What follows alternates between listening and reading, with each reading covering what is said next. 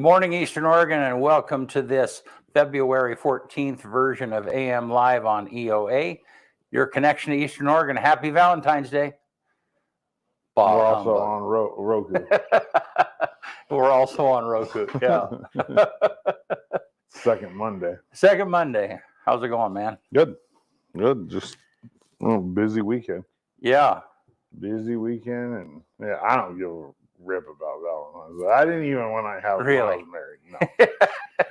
To me, it's a waste of money. I think. I know you and I were talking about that beforehand. Yeah, it's one of those. Yeah. You're kind of a bah humbug Valentine's Day person. Well, no, I 100%. Yeah. I think it's just a commercial holiday where people waste a lot of money. Yeah. But I mean, I guess it's their money to waste. Well, right.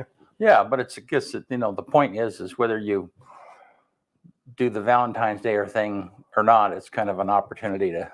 The problem that I have with it is it became commercialized so much that it's just there's an expectation to spend money, and it doesn't make a lot of sense. You can show somebody you love them without spending money. I was amazed at. I mean, you can't. I bought a card for Tanya, and probably $12. It was $9. Yeah. It wasn't all that special. Piece of paper. Yeah, I know. Yeah, it's kind of a crazy thing. Yeah, that you're going to use to light the fire, or she's not going to keep it. She hasn't kept every Valentine's Day. She pretty much has. Yeah. Oh well, then she's a what are those people? She's called? Unique. A hoarder. Yeah. I see. Yeah. Nothing going to have an emotional attachment to it. It's just like it's well. I mean, if you took like 20 women, I'll bet you 12 of them haven't kept Valentine's Day cards forever. And they're hoarders? No, that haven't. Right.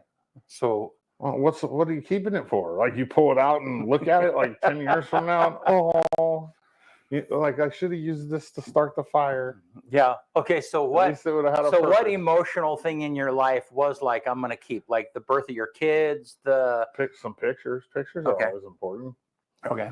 But pictures are, they're something that, they're real. Yeah. It's not a piece of, and you know what the other thing is we talked about it yesterday. Valentine's cards are for people that are too lazy to make up their own poems. Yeah. I suppose so. You could write a poem. Have you ever written a poem in your life? I have. It's kind of, that's kind of one of your. I have written a few of them actually. Oh, on Valentine's Day. See, I'm like, if I write a poem, it's like comedic, or it's an attempt at being comedic, and it's not. Yeah. No, I mean, I have spent money on Valentine's Day. Don't get me wrong, but it was more or less to not be in the doghouse than anything. Yeah. Yeah. So really, Cody? Yeah. That had nothing to do with it, actually. Yeah. It's not. Yeah. Cody is like, he's dissing on Kyle. Yeah, that's all right though. That's all right. I mean, look at the guy. Yeah. Let's go sports. All right. Here.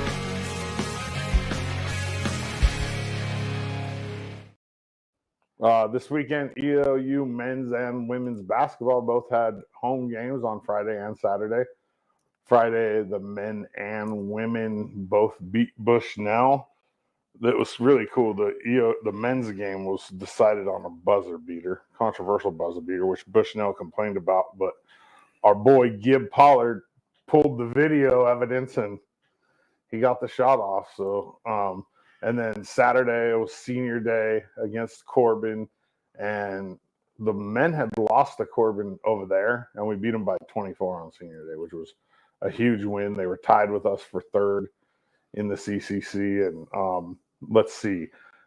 Bev Slater on Friday night became like the 7th or 8th Mountie to score 1,000 points in her career, or maybe it's more than that. And then Sailor Leafke did it on Saturday. So we had two women's players go over 1,000 for their career this weekend. Wow. Philip Malater for the men's team will do it on Friday, but he'll be on the road, which will be kind of cool. But no one will ever catch Max's record.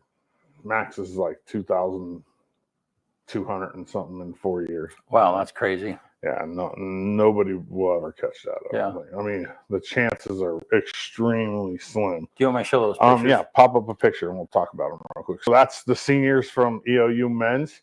You got, let's see here, who do you got? You got Justin Jeske, Ish Valdez, Philip Malatar, and Emmett Taylor. All of them who have been on my show at one time or another.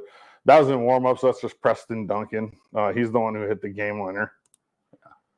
That is Preston again, just during the game, using the different camera this time. This is the women's seniors. You have, who do you have? Allian Schmidt. You have Shaylee Burgess. You have, oh gosh, that's a long ways away, BC. Sydney Zeiler, Sailor Leaf Key, and Maddie Jewell. There we go. I got them all. All right. And then there's Bev. I didn't get a picture of Sailor with hers, but that's her 1,000-point ball and little plaque. But I did get a picture of Sailor's 1,000-point three-pointer. That's it right there. Wow. So yeah, it was a good weekend for Mountie basketball. Real good. Oh, it was also senior night for the cheerleaders as well. So I don't know two of their names, so I'm not even gonna try. Okay. But they know that because when I go to tag them, I can't remember their names. EOU wrestling's in Arizona for the CCC championships this weekend. Softball is in California, and softball's off to a really hot start. They're number 19 in the country. Men's and women's basketball go up north and play Evergreen State, the Gooey Ducks, and Northwest University. These are the last 2 games of the year before the CCC tournament. We will have at least one game at home for the women's and maybe a game at home for the men too. And we might host the CCC tournament. If LC State and us win out, it's a coin flip, believe it or not, to see who hosts the tournament. Wow. Yeah, I don't like it. Women's lacrosse is in California this weekend. The LeGrand boys basketball team play tonight at 5:30 up at the high school against Ontario. The winner of that, this is the district tournament. The winner will play Thursday in Pendleton, so that game against Pendleton the other day that we won by 3. Right. If we would have won that game by 4, if we would have hit the last shot, right, we host that game on Thursday against Pendleton. But because they beat us over there by 5, I think, or 4. Oh, and we beat them here by 3. Oh, that's funny. Yeah, that's just how it. And then the Grand Swim teams had their district meet this weekend here. The boys took first, the girls took third, and they're going to be in Portland this weekend, Tualatin, with both teams for the state swimming competition. That's all I got for sports. Good deal. All righty. Well, let's take a look outside real quick here. It's kind of brisky, cold. Man, the wind was blowing crazy last night. I don't know if you out in Island City, it was just crazy. I was sleeping. Well, it wasn't that late, dude. No. Oh. So, all right, here, let's see what Gabe. Was it before or after the snow? It was before the snow. Oh, okay. Yeah. Then I was still awake. Yeah. Yeah, although the European model does show a few leftover snow showers into the day on Tuesday, the best chance for accumulations would stay up into the mountains. Lots of dry time across the valleys with more of those sunbreaks mixing in, especially the second half of the day. Heading into the day on Tuesday for LeGrand, it looks like this will start out into the mid to the upper 20s at the 8 o'clock hour. Thick enough cloud cover to start, may produce a few isolated snow showers. We have a slightly better chance to see that in a little bit more areas of the Grand Ronde Valley closer to midday and early afternoon. Otherwise, not much. The trend the second half of the day will turn sunnier and drier as those highs reach the low to mid 30s with breezy northwesterly winds gusting up to 30 miles per hour in spots as we completely dry out during the evening. My 7-day forecast, sponsored by Valley Insurance, does have those snow levels dropping down to about sea level into Tuesday morning, with us starting out into a mix of 20s and teens, although I'm not expecting any snow at the lowest elevations of eastern Oregon out towards Pendleton in Ontario due to the lack of moisture. Different story west of the Cascades where we will see that. But here locally, we may see a dusting to as much as an inch across the mountainous valleys as those highs reach the low to mid 30s, stuck into the 20s over the past, where they could see between 1 to 4 inches, upwards of 8 into those higher elevations, with those lowland valleys topping out into the low to mid 40s. The remainder of the week stays dry with more sunshine. We'll gradually warm those temperatures into next weekend, getting right around average, maybe slightly above, until we see our next system in the beginning of next week, bringing us our next chance for some snow chances as we see a gradual cool off once again.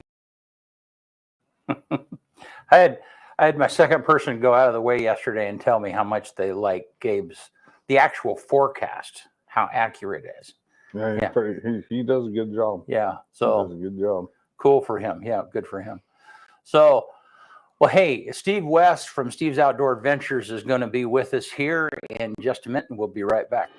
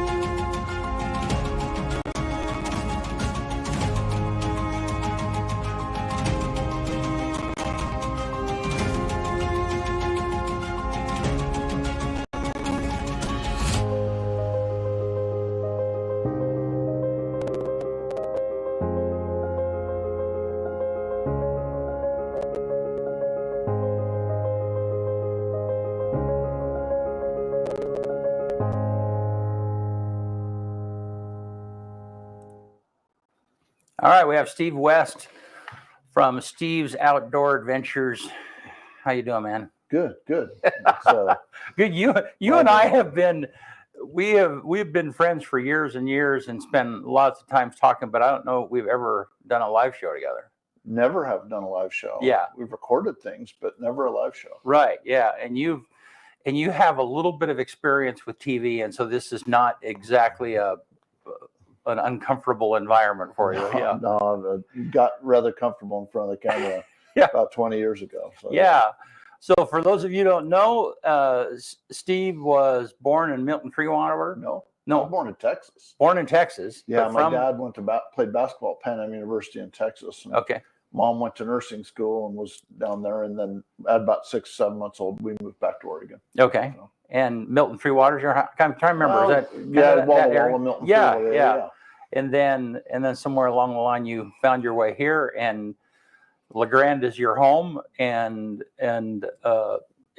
you have been on a national show on the Outdoor Channel for the last 20 years. Yeah, this is our 22nd season recording, 21 years on the air. Wow. And we started on like the men's channel and sportsman channel. Then we migrated to the outdoor channel. Now we've migrated back to the sportsman channel. A lot of people don't know the sportsman channel and the outdoor channel are owned by the same guy that owns the Rams, Stan Kroenke, and that media conglomerate that he owns. And so we go back and forth between the networks. Oh, well, cool. So let's start there. How did you get, because you were doing guided hunting, right? Is that kind of, I don't know. Yeah. Why don't you give us your life story kind of in a thumbnail? Yeah. Well, so, at a young age, I decided I wanted to be an outfitter and guide. And so I started down that path. And I actually did a show probably 26 or 27 years ago with Rick Young and Fred Woods, who had Northwest Hunter TV, probably one of the first real popular hunting television shows in our region, like the Pacific Northwest. And they were on the Outdoor Channel. And one of their sponsors approached me and asked if I was interested in doing a show. And I really wasn't at that time. But a year later, meeting up with the right people and whatnot, they showed me kind of a path to advertising, my company at that point in time, which had all of a sudden evolved becoming like a booking agency, Steve's Outdoor Adventures booking agency. And, one thing led to another. I was never actually supposed to be in front of the camera. I was going to say, how did that happen? We were filming our clients as they went on guided hunts, and we had camera guys following people around. And the reality was that the average Joe wasn't ready for a camera to be put in their face. Even though they wanted to be filmed, they were not doing the things that needed. Like, we wasted a lot of money filming people who should have never been filmed. Right. And consequently, the only way I could finish a season was by picking up the rifle and actually doing it myself. And then after that, the next year we tried it again. We tried to be more selective with the people we were filming. Most of it backfired. I ended up picking up the rifle again that year to finish the season because when you have a network contract, you have to make so many shows.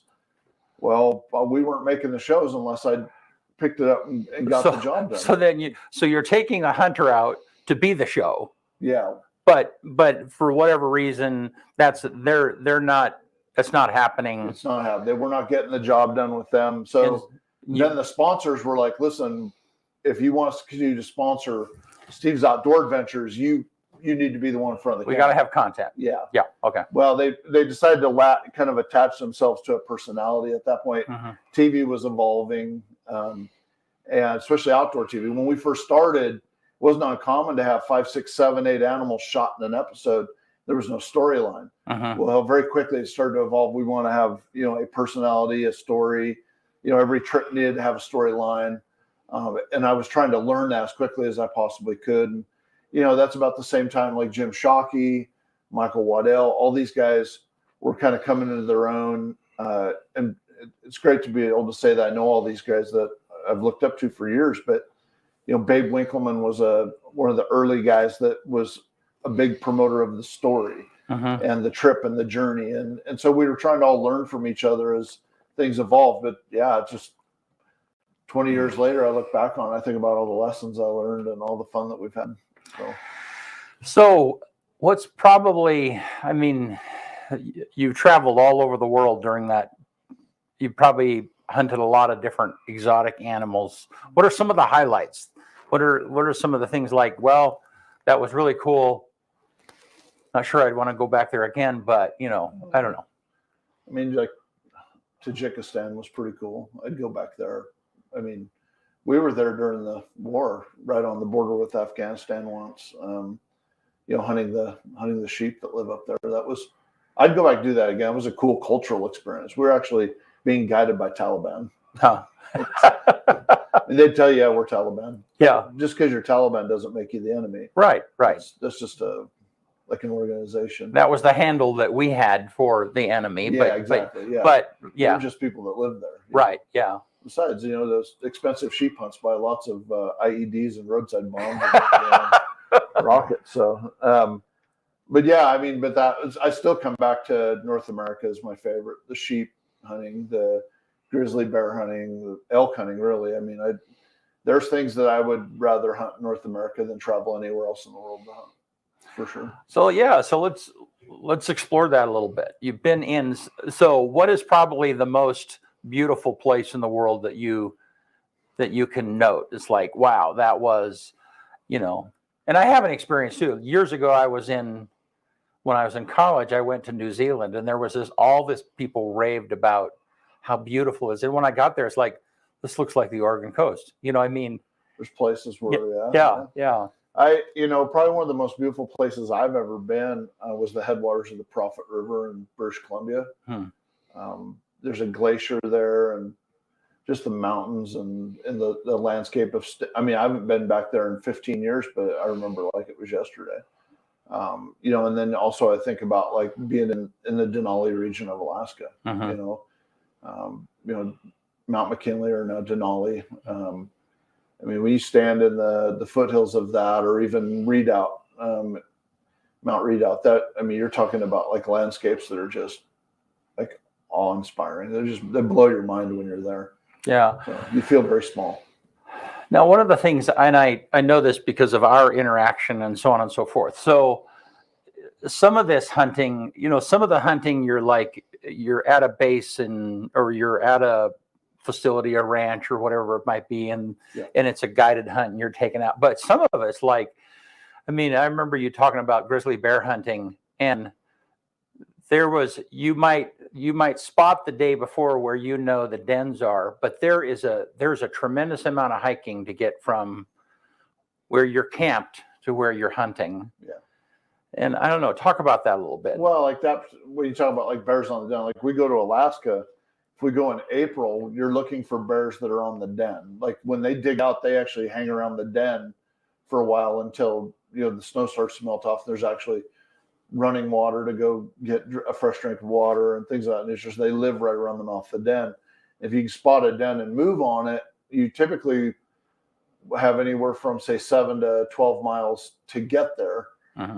and then you have to get back, and you're usually hunting out of like a small spike camp, like a tent camp, because if you spike camp too close to the den and the wind's wrong, they'll smell you and then they will take off. And when a bear goes cross country, you're never going to catch him. Yeah. So, but yeah, typically walking with snowshoes or post holing. I can actually remember the last hunt I did in April. When I got back in, I remember thinking to myself, my legs were just on fire. And about 20 steps from the tent, they just locked up with cramps. Wow. I woke up the next morning, my legs were just, oh man, I've never felt cramping like that before. I couldn't drink enough water to make the cramps go away. Wow. And I remember you talking, I mean, you were one of those types of hunts, I mean, there was a period, I mean, you guys were, at some point, it's like when camp was within sight, it's kind of like every man for themselves. They're on their go. Yeah. There's some calories in camp. Yeah. You stretch your legs out at that point in time. Usually when you can see camp, right, you get that second wind. And right, if it's been a long day or day and a half, and you know that you've got a sleeping bag and a warm meal and you can see camp. Yeah. You're not waiting for each other. Yeah. I mean, at that point, right, everybody's keeping up. But right. Yeah, it is. It's like the pace changes entirely. You get that second or third or fifth wind and you just go. Yeah. Have there ever been times where you felt like this is a life-threatening situation and we've got another hour or 2 or 6 to go? I mean, ever been in a situation where it's like, Honestly, no, because I always felt like we could, that if you just keep your composure, you'll survive. Right. I mean, I've been out in bad elements, but I have good gear. If I need to hunker down for a little bit and let a storm blow over, I know I'm going to shake the snow off when it's done and walk in. I think people in bad situations sometimes die because they panic and they don't keep their wits about them and think about how to put themselves in a position to survive instead of, maybe pushing that last little bit when they should, right, like I said, just hunker down for a little bit. But no, I mean, I've had a couple of close calls with, grizzly bears and other critters, but once on a mountainside, I fell off a mountainside one time, rappelling when a carabiner broke, but otherwise the elements have never really got me.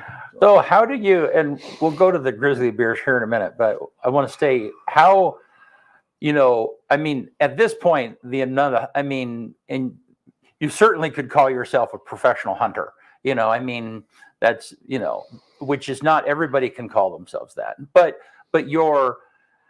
if you're taking a hunter with you, an amateur.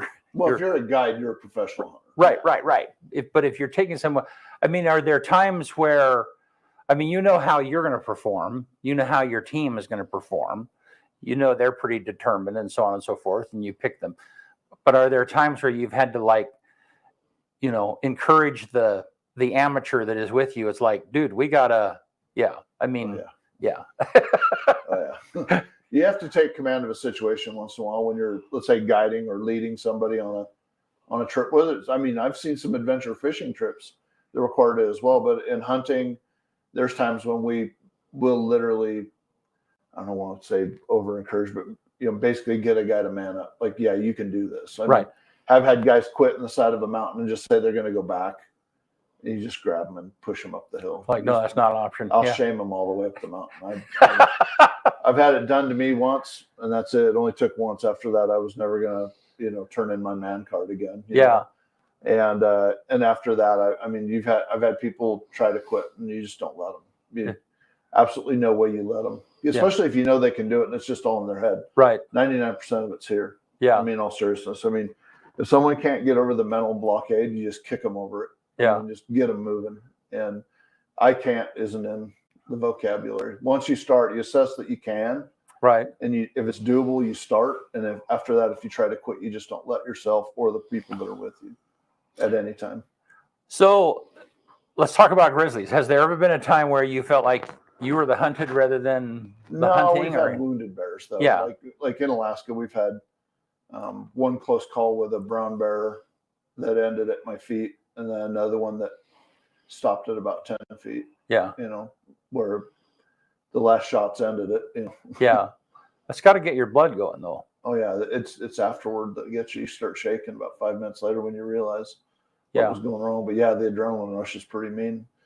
And it always stems from, every time it ever happened was, once again, one of the clients making a bad shot, not waiting for us to tell them when to shoot, Right. taking the shot when they want, hitting a big, you shoot a bear that weighs, 800 to 1,000 pounds poorly with a little bullet.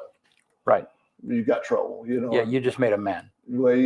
Or you put them in a situation where they put themselves in a defensive situation. Like the one that ended at my feet actually was a bear that had been shot. It ran way back into the alders, and we were following the blood. And when it got in there, it couldn't go any further. It got real thick, brambly.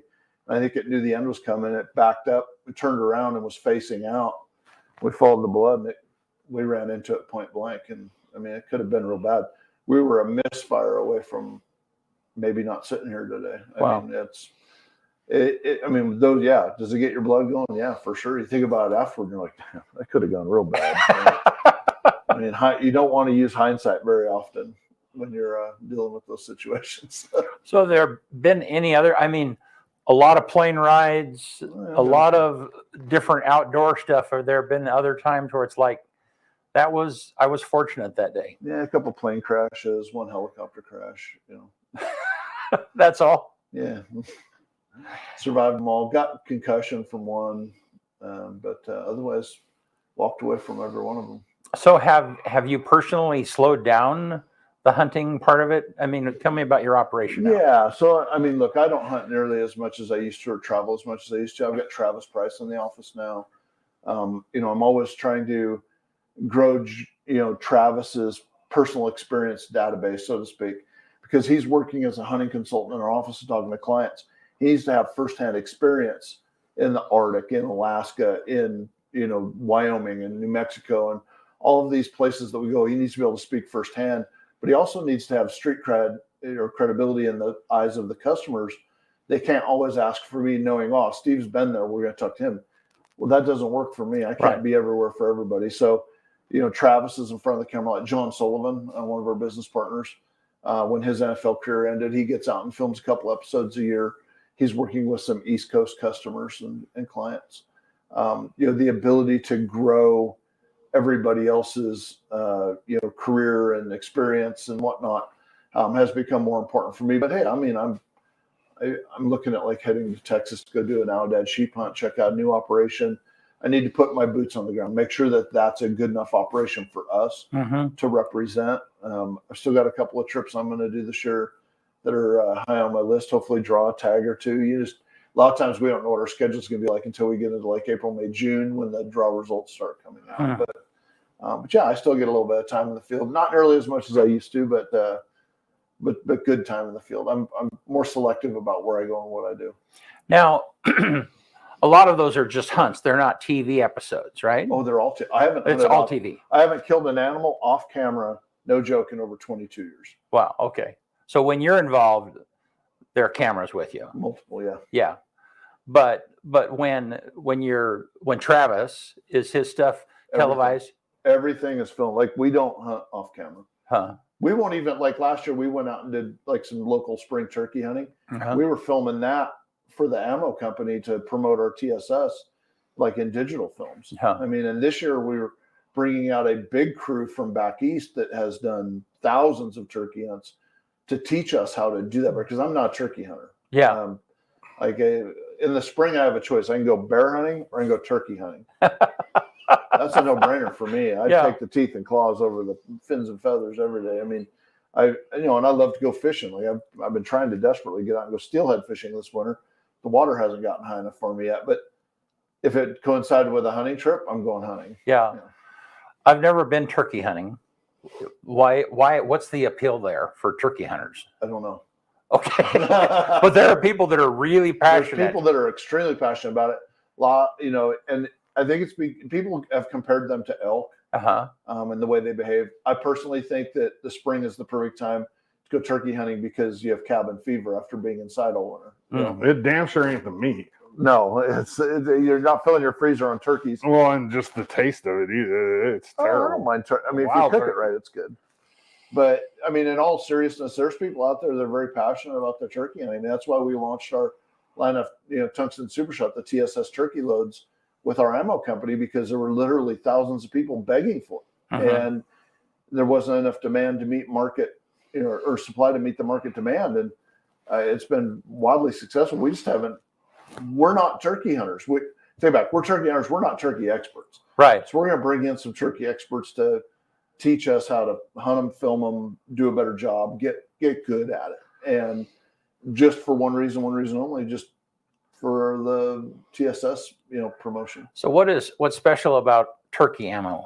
Well, so for years people just shot lead, like lead 4s and 5s. Okay. And now there's, tungsten shot. Well, tungsten's so dense that it's heavier and it carries, I guess, terminal properties downrange further. So instead of shooting, like say 400 BBs that are number 5s, you can shoot 880 number 9s that are tungstens. It's a cloud of death. Okay. You shoot that downrange with a turkey choke and a red dot sight. I mean, the range, you can shoot them further away. You've got more pellets, denser pattern. Got it. With number 4s at 50 yards, a turkey might walk through the holes in the pattern. Got it. With 9s, he's not. Okay. So yeah, TSS is it's really expensive. It gets wildly more expensive than I was shooting going to lead. say, if you're shooting tungsten BBs. Tungsten's expensive. Right. Yeah. But if you're a turkey hunter and you're only going to shoot maybe 2 shells all season, Right. Yeah. Why not? why not? Yeah. So talk about, you started an ammunition company. I did not start it. Okay. Yeah. So talk about We that. acquired it from the guy who founded it. Okay.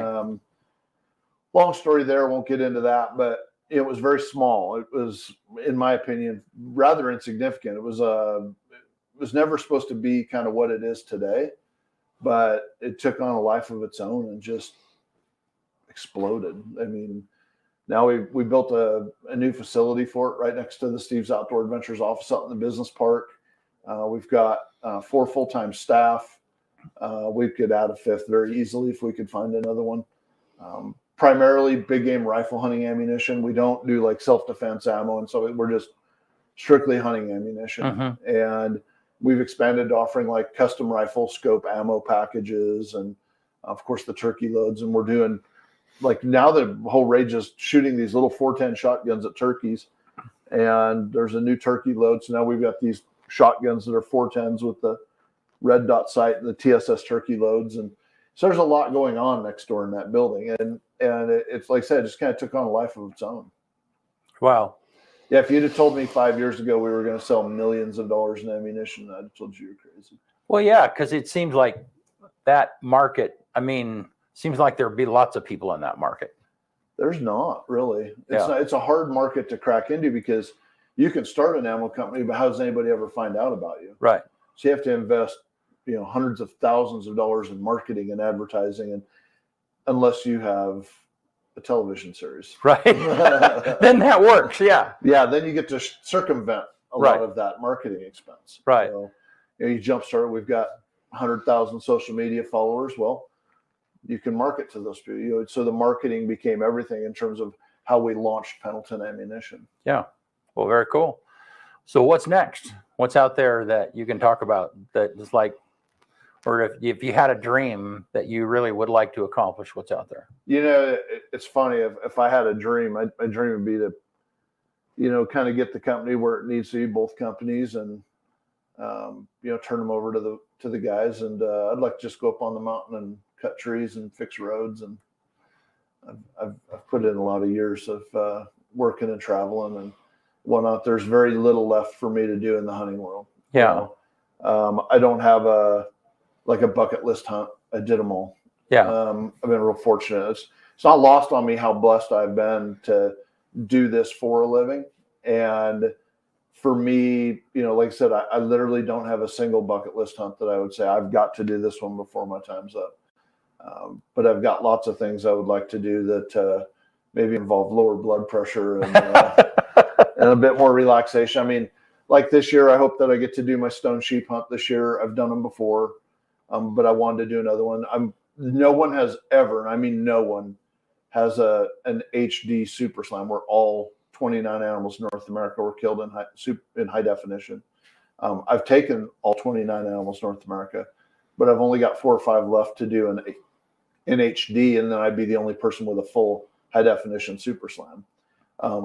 probably a third of Jim Shockey's were shot and centered deaf, and Tom Miranda, the same thing. So now I'm looking at it thinking to myself, wow, maybe it's worth it to do that, because then your library of footage has a certain value. You can always go back.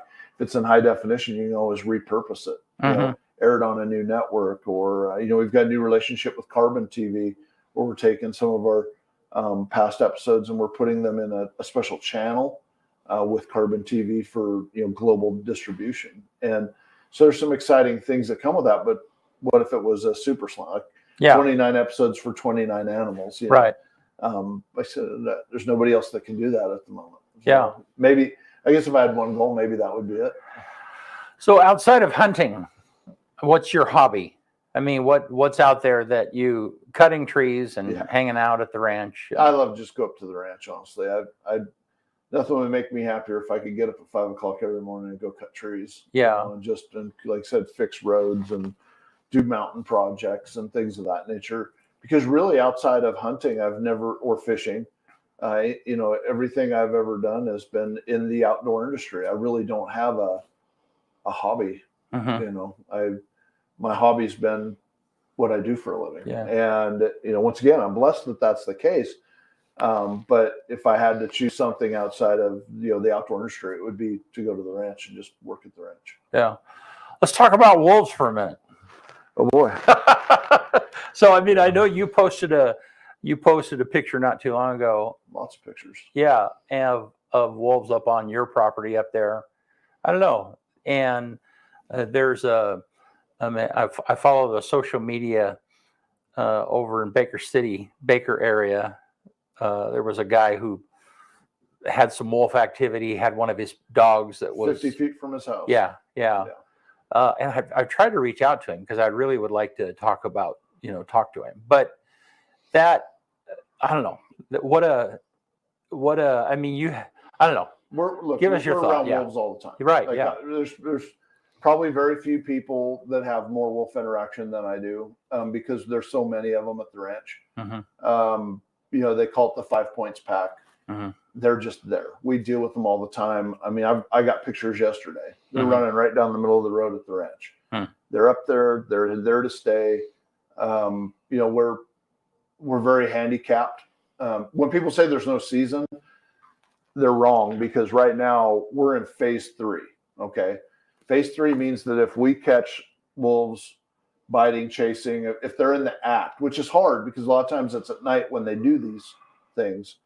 But if they're in the cattle, light them up. Yeah. If they're eating your dog on the back porch, 50 feet from your house, light them up. Yeah.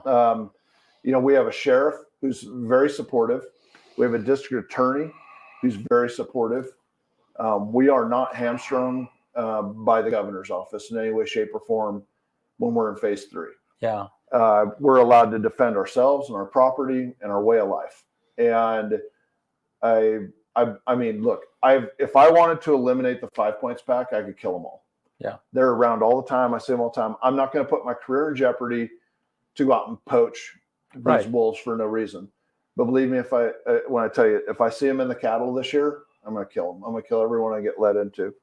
We're going to push them back because they're encroaching on us.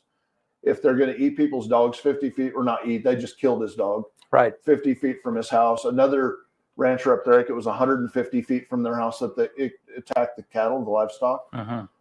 When that's the case, it's time to shoot them back. They're too close to people. They're too close to where we live. They're too close to where we have our pets, our kids, our communities. I just read about a mountain lion that attacked a 5-year-old boy in California. We don't want, and that was on the edge of town. We don't need a mountain lion problem with the wolves. As more and more wolves inhabit our wild spaces, they compete for food in those spaces. That's why the elk are in the valley more. They're not in the foothills. In the foothills, they're vulnerable to the packs of wolves. That's why you have more and more deer coming down into town and living along, let's say, the river bottom and the edge of town. But when all the prey comes down into the valley, eventually the animals that eat them will come this direction. And when they encroach on man, we have to push back. We don't hesitate to shoot a mountain lion when we see it on the edge of town. But we got to get to that point at some point with the wolves. Now, once again, don't break the law. I emphasize this to everybody: don't break the law. Don't poison the wolves. Don't poach the wolves. But if they're in the cattle, if they're in your sheep, if they're in your yard, if they're eating your dog, if they break that line, if they cross that line, light them up. Yeah, they're no different than overgrown coyote. Do they fear? I mean, I've had them sit down and look at me. So they have so there's no natural fear to them. Yeah. Well, I put the fear of God in them. We haze them a lot, especially when we have cattle on the ranch, and let's say the wolves are not in the cattle, but they're in close proximity to the cattle. Maybe they're in the neighboring pasture or something. If we see them, we can't kill them because they're not in the act. Right. Man, we'll put enough rounds of ammunition over their head. We've got some explosive devices we light off. I mean, we do everything we can to make them feel uncomfortable. But there's no fear. No, they have no act. I've literally had one at 100 yards sit down and bark at me. Like a neighborhood dog, just sit down. In fact, Cody Bowen's father-in-law recorded it on a camera. It was my truck was parked there. My two dogs were standing in front of me, and I was literally 150, 200 yards away from this thing. And this wolf, I have the video. It is sitting there barking at me. Like Big you're wolf. like you're in his neighborhood. Yeah, exactly. He was a trespasser as far as we had no cattle in there at that time. If there had been cattle in the front pasture, he's a goner. Yeah. But I mean, you literally have to take a stand, and so many people are afraid. Like so many landowners are afraid to take action on a wolf. And if you do shoot one, and you have cattle there, call it in. Don't bury it. Yeah. Don't turn your back up. That one thing we need to really impress upon the Oregon Department of Fish and Wildlife in Salem, not locally. The local biologists get it. They really do. They're just tied to Salem through their paycheck, right? That's their job. Right. Call it in every single time. If you have a wolf encounter, call it in. If you shoot it when it missed, call it in. Overwhelm them with wolf information. Every time you have a sighting, call it in. Every time you have a depredation, call it in. And if you decide to smoke check one, call it in. Let them come pick up their dog. Yeah. It's because the more we do that, the more information they have, and the more our local office can impress upon Salem. Hey, there's a lot more than 130 or 40 wolves in the state of Oregon. The last map had like 11 packs of wolves in Union County. Wow. Some of them overlap, other counties and stuff. 11 packs, and there was 2 or 3 stragglers, like singles that were running around that were collared. 11 in our county. Wow. And they tell us there's only 140 or 50 wolves in the state of Oregon. They're nuts. So do they stay in an area, or do they migrate? They're regional. Yeah, until a pack disperses. So when you get a pack and it starts small, you've got your male, your alpha male and the female, and they have puppies, and another one comes around pretty quick. You have enough around. Well, they told us you can't have 2 alpha males in one area, but there's 2 damn big males up there right now. Holy cow, are they big? And they both. Last year, I could have swore I had 2 different packs at either ends of the ranch. But, they'll disperse at some point. They'll go find their own range so that they don't butt heads or compete with each other. And that's how their ranges grow. And then maybe a male will get kind of booted from the pack, or he'll just go cross country, or a female will just take off on her own and go look for a mate. They'll travel and look for a mate. And that's like the one that went down to California years ago. And they had the collar going all over, and the whole world was watching. And then somebody shot it in Idaho legally, If you're a wolf and you travel, you're probably gonna get shot. And I don't hold my breath. I don't think Oregon's ever gonna have a sports season, not unless we get total new leadership in the state of Oregon. Yeah. Anybody that is associated with the current administration, the Democrats are never going to let us have a season here because of their heartstrings that are attached to these wolves. We definitely have enough wolves here to have a season, like a limited harvest, a quota harvest of some kind. They're never going to let us have one.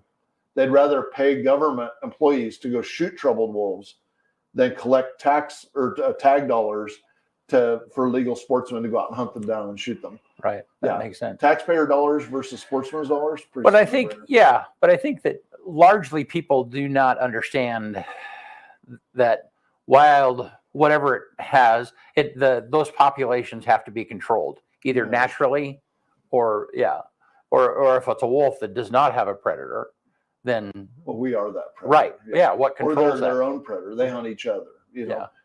They're displacing mountain lions off the mountain. And there's a lot of displaced anger over the wolf right now. Like Rob Lynn locally, she's great. I mean, honestly, the state's wolf manager is fantastic. I really believe she's hamstrung by Salem. Our local biologists, they're hamstrung by Salem. I mean, it's politics. Yeah. No matter how we would like to think that we're not going to see politics play a role in wildlife management. But we do every single day in every single Western state. Politics and wildlife management are forced together when they should have nothing to do with each other. Yeah.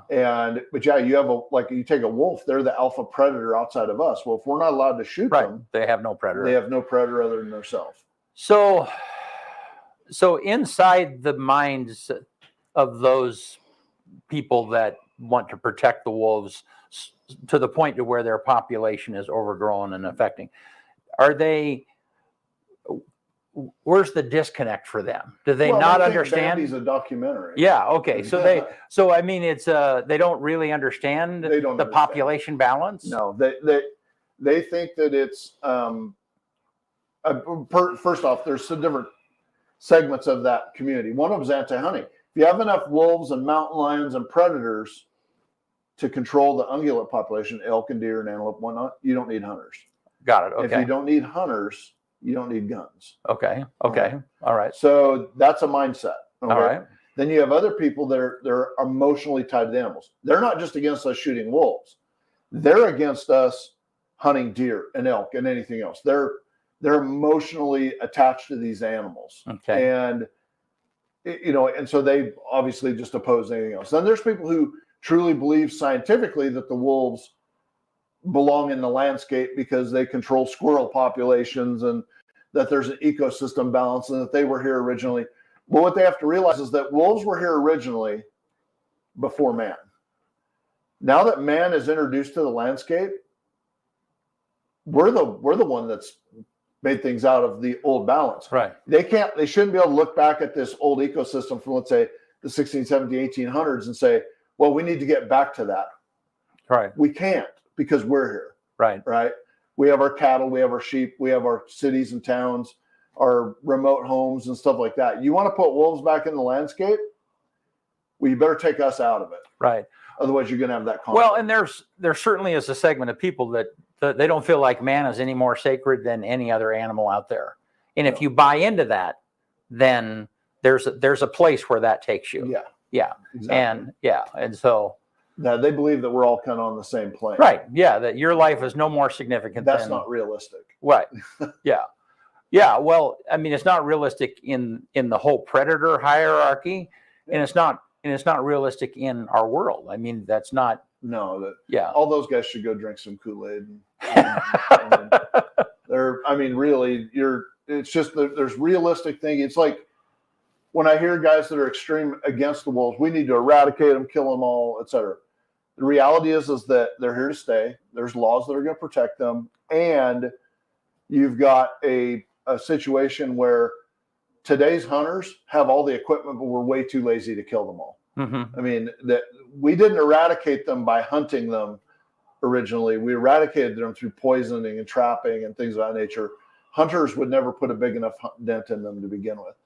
The wolves are here to stay. What we need to have is rational discussions on management. Right. And eliminate this voice of let's eradicate the wolves again. When I hear that, I just hear this unrealistic conversation that it just feeds fuel to the other side, which is let's eliminate all hunting. Right. Let's have rational down the middle conversations of, okay, we understand the wolves are here to stay, but let's figure out how we're going to manage their numbers so that we're not hitting them by cars on the interstate. But why not? We hit deer, right? Real close to their homes, right on their farms. If the wolves are going to be here, maybe let's discuss how we can push them into roadless areas like the wilderness. Maybe the wilderness is where they belong. In a landscape that is dominated by man or inhabited by man, there's always going to be conflict. There's going to be conflict. Yeah. But if we can push the wolves someplace that they maybe belong. Yeah. I mean, yeah, you opened up a whole can of worms when you brought up the wolf discussion. Because I could talk about that all day, just simply because there are so many more wolves than we know, and there's so many different opinions and everything on them. And it's not realistic even to think that you could confine them in the wilderness. There's no fence around the wilderness. Right. Yeah. They're going to come wandering out when they're hungry, but when they come out, maybe outside the wilderness boundaries is where there's open season on them. Yeah. And through pressure, we push them away from man. Yeah. Okay, so let's totally pivot and talk about the Super Bowl. Oh God. Well, first off, the Cowboys weren't in the game, and I did watch it. Dad and I sat down and watched the game. But if Dallas isn't in it, I don't have a dog in the fight. You're a big Dallas person? Oh yeah, Are you? my whole life. Yeah. Well, I was as a kid too, but now it's like Dallas people, like, there are memes about Dallas fans. They're the brunt of every joke. Look, when someone puts down the Cowboys, I remind them that we can go out to the woodshed. I mean, Chad I mean, Henne I'm has a more passionate Super Bowls Cowboys than fan. Dak Prescott. Yeah, I mean, look, as long as our quarterback's throwing it to the other team all the time, we're not going to go. But yeah, no, I'm passionate Cowboys fan. In this Super Bowl, I obviously, being an NFC East team, I hated the Eagles. Like, I hate the Eagles, but I equally hate Patrick Mahomes for some reason, and I don't know why. So I literally was trying to figure out a way for both teams to lose. I was hoping the game would end in a tie, like 45 overtimes It almost later. Yeah, 45 overtimes. Nobody gets. They literally cut the trophy in half and hand them each a half seat. I mean, I anything but either one of those teams to win. I watched the Super Bowl with hatred. I fell asleep during it. Really? So what do you guys think of I don't that care holding either. call at the end, though? It was a true hold. The It doesn't reality is- get called in that situation. Very I rarely. think two things on this. Okay, so first off, it's ticky-tacky to call on but Mahomes threw the football because he saw the hold. Yeah. If you don't call it, you negate a great quarterback play because he threw the ball in that direction because of the hold. Yeah. If you don't That call ball it, doesn't get caught though if he doesn't hold him. You don't get to that ball. There's no way. well, he didn't have to. He just had to throw it in that direction. But if he had thrown the ball to the other side of the field to a different receiver, they may not have called the holding penalty. So Mahomes saw the hold, and that's why he threw it that way. As soon as he threw it, he was pointing. Because He's like, hold. Yeah. I The see. best part of the whole Super Bowl was how high Mahomes was after the game. Kelsey had to take over the interview for him because he was so zooted on painkillers. Oh He yeah. couldn't even. He was like licking his lips. he was so dry. He couldn't even get what Kelsey knew. Kelsey noticed right away during the interview. I with know. the I two of them, did and see he just took over. He was like, "Oh man, this." I didn't even notice that. Oh yeah, after the game, he was walking on the ankle. He didn't feel. He probably didn't even know he had ankles. Boy, I tell you, when he came out second half and was like, he was moving like there was nothing wrong. I thought, figured They were calling him Perk Trick Mahomes and all kinds of stuff. Hey, in the Super Bowl, whatever it takes, right? I mean, well, especially he did that run. I mean, there was one place where he ran. It's like, is this the guy who just had a bad ankle sprain or whatever? I like that. I thought they just gave him a shot. No, they gave him some sort of. some painkillers. Yeah, definitely. The only thing that was kind of a shame, I mean, but it's a killer's mentality, was at the end when they slid to stay in bounds, keep the clock running. Right. Basically, The stop to where he could have scored the touchdown. Yeah. yeah. I mean, McKinney. but get down. Know you're going to kick the field goal. Yeah. Don't just. I mean, that's how you stomp on an opponent's neck. That's a winner's mentality. That we're not going to give you a chance. Right. Is it boring? Yeah. Does it mean that Eagles aren't going to get a chance to come back? Yeah, and that's the whole point. Yeah, I mean, the whole stomp the point. life out of them. Yeah. Yeah. I mean, that's once again winner's mentality. Yeah. So Well, that wasn't just an average player that did that. He's a captain on the team. Yeah. He's a captain. He knew what he. Oh, You yeah, put very somebody else clearly in he that knew what he was doing. situation though, and they might not be that heavy. You know what I mean? You just had the right guy there. Yeah. To make that decision, which was Yeah. the right decision. TJ Jones says it was a great game. Helps when you win money from it too. LOL. You're a degenerate, TJ Jones, a degenerate gambler. well, I did. This is the first year ever I didn't get on any of the boards like Leschwell. All the places that have the boards in town. Yeah. I've always run around and hit all the boards. This year I was so busy that I didn't buy a single square on a single board. I not a did. single prop. I got the wrestling one, the girls wrestling one. Yeah, I just never had time to get around to all of them, and so I felt horrible about missing out on those boards because there were some really typical scores. I'm always that guy that ends up with like 7-4, you know, so 14-7. Perfect. Yeah, it would have been great this year, you know. The year I don't even know what was the final score. 38-35. 38-35. 38 By 3. No, it was tied. It was by 3, right? So Yeah, 35-35. They kicked field goal 38. I don't know who won when girls wrestling won, but it was $1,000 though. Yeah. I mean, look, there was a lot of people that spent a little money on it around town. The boards are always popular. I like it because it gives me something to interact with during the game. Like, it keeps me interested in the game. Yeah, especially I when print it's two the boards teams you don't give a crap about. Yeah, exactly, right? I mean, I really don't care about either of those teams. The boards become my entertainment. Well, and then this year I just missed out on all of it. Yeah. I thought it was a great game. I mean, I thought it was competitive. It was a very competitive game. Yeah, I it's like the two best teams. They talked about it. They had the best records. They were the number 1 seeds. They had the MVP and the second place vote for the MVP. I mean, it was the two best teams in football played, which is. I thought it was the first and the third best, but you know. all right, delusional. man. You want to get us out of here? Yeah, let's do it. All right. On this day, what is this, February 14th, 1849, New York City, James Polk becomes the first U.S. president to have what? First sitting U.S. president What year? to have what happened? 1849. Had a heart attack or something, didn't he? No, yeah, photograph taken. Oh, really? Oh, yeah. 49. No kidding. Yeah, 1849 was the For some first reason I thought sitting Polk U.S. died, president. Wow. 1859. If you guys don't get this one, you're both fired. 1859. 1859 on this day, what happened? February 14th. State of Oregon Yes. became a state. Yeah. Became the 33rd state of the Union. 1919 on this day, the United Parcel Service formed. 1919. I thought it's been around longer than that. Wow. 1929 on this day, the St. Valentine's Day Massacre, which was in Chicago. 7 people died, and everybody thinks it was on Al Capone's orders. Right. Yeah. It's just curious. On the 1919 with the post office, is there any statistic on how many years in a row the post office has lost money? Oh no! But was that USPS or UPS? UPS, United Parcel Service. Oh, the United. Oh, it wasn't the post. It's UPS. United Parcel Service. Yeah. Okay, UPS. that's for profit. They're making. Money. Yeah. That's it for those. The BC, pull up the picture of the number 1 movie in America on this day in 1993. Groundhog's Day. Yeah. That movie made me absolutely hate Bill Murray. I couldn't watch. I've never been able to watch a movie of his Really? ever since. Yeah. Yeah. It was so annoying. It just kept looping back around. Right. Yeah. He felt like he was trapped in the same day. I felt like I was trapped in In the movie. Yeah. Hey, and here, okay, before I get to the quote, here's something for you, BC. You can pull that off of there. There's an official Valentine's Day alternative today.